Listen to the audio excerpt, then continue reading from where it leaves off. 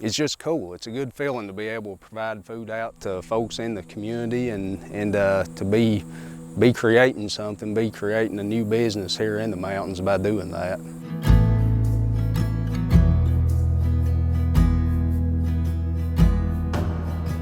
Maggie and I started farming together in 2014, but she does all the vegetables and I'm more of the livestock guy.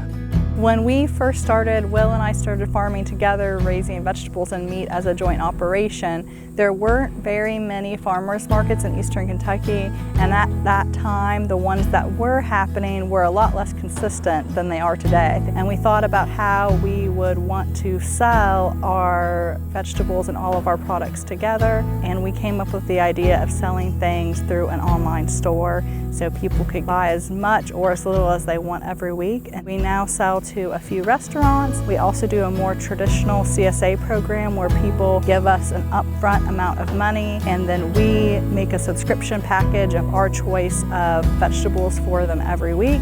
And we also do the online store where people can do individual vegetables and individual cuts of meat every week. And that has really been wonderful for us. It's given us a lot of research, knowing what customers like, what they don't like, and we've evolved through the years by having some brainstorming sessions and feedback with our customers so that we now do offer a more traditional CSA because people asked for that, while we still keep the online store for people that want more control over what they're eating. From my standpoint, and just speaking to kind of our experience with what we've been doing, one of the biggest innovations I feel like we've done is really how we're marketing, really thinking about how do we get food to our customers here in Appalachia, here in the mountains, where we don't have a lot of big towns close to where we're at, certainly. So really just figuring out how we can get the food out to folks. So all the logistics around actually getting it to them 12 months out of the year, so ensuring that they're able to get farm fresh food throughout the year and we're able to maintain a business throughout the year.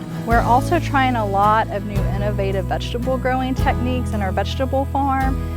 We only are raising about 2 acres of vegetables, so we're really trying to do intensive, small-scale production on a very small acreage by using permanent bed systems that we are trying to move more towards minimum tillage techniques and some really innovative weed mitigation practices with using landscape fabric and tarping and flame weeding to keep our weeds down and grow everything very tight together to maximize our space, as well as season extensions with our high tunnels so we can be producing vegetables 12 months of the year along with our meat production. I grew up on a certified organic farm. We're growing everything organically, but our small scale and practices are very different from their larger scale. So I think there's a lot of innovative techniques that can be really adapted to growing on small scales in the mountains for farms. It's been really interesting to me just to learn about this and just to be involved with it.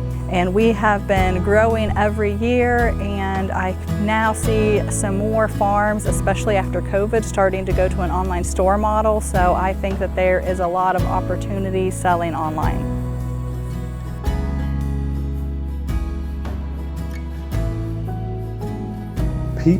Honestly, people want to come to the country setting. People want to come out here. I have friends that say, man, you know, you live way out here. It's not really way out here to us. And honestly, way out here is what attracts people out here. This setting, it's a country farm, it's a country winery. People just enjoy that atmosphere, and that's why they want to come here.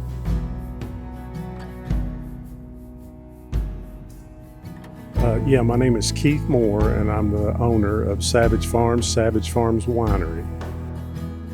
This was my uncle and aunt's farm, and they didn't have any children, and I'm from Boyd County, Ashland area, but I grew up hunting here, fishing here, and they were like parents to me, and we ended up purchasing the farm to retire here, and guess what? We didn't retire, we actually grew.